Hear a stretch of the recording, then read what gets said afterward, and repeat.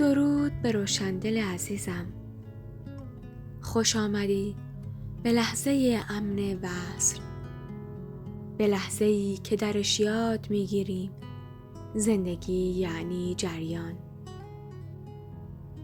بیایید همین حالا با من چند نفس عمیق را به این لحظه برگردونیم. دم، بازدم، دم، بازدم، دم عمیق، نگهدار، رها کن، بازدم. ابتدا هر آنچه از نگرانی، کمبود، فشار مالی، ترس از آینده یا احساس ناتوانی داری، با همین دم و بازدم به نور بسپار. انگار هر بازدم یک پاکسازی کوچک است و هر دم یک دعوت برای حضور الهی.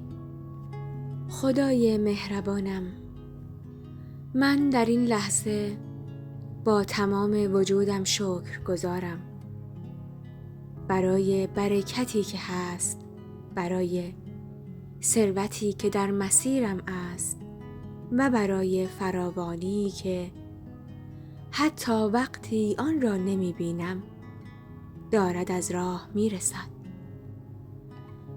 سپاسگزارم برای پولی که با عشق وارد زندگیم می شود، برای فرصتهایی که حتی در سکوت ظاهر می شوند، برای انسانهایی که به نیت رشد من وارد مسیرم می شوند و برای ایده هایی که از عمق قلبم به سمت موفقیت هدایتم می کنند. بارالها، من انتخاب می کنم که امروز از فرکانس کمبود، ترس و نداشتن عبور کنم. من خودم را شایسته فراوانی می دانم، نه فقط مالی بلکه فراوانی در عشق، زمان، آرامش، فرصت، خلاقیت، روابط خوب و نعمتهای ناپیدا. پروردگارم، من ایمان دارم که دستان تو هیچ وقت بسته نیست. به تو اعتماد می کنم که رزق و روزیم از راههایی برسد که حتی به ذهنم نمی رسد.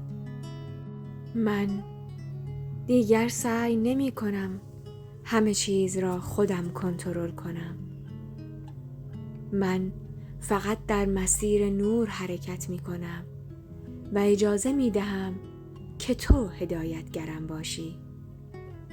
پروردگارم، هر مانعی درونی که باعث شده فراوانی وارد زندگی من نشود، مثل احساس گناه، ترس از موفقیت، باورهای نادرست درباره پول، الان و همکنون با عشق میپذیرم و آنها را رها میکنم و از تو میخواهم خدای نازنینم دستم را بگیری، قلبم را آرام کنی و راه را به من نشان دهی.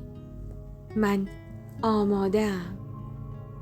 پروردگارم، من آماده دریافت ثروت پاکم، برای ساختن آینده‌ای زیبا، برای حس کردن امنیت مالی واقعی، برای رشد، شکوفایی و گسترش نورم.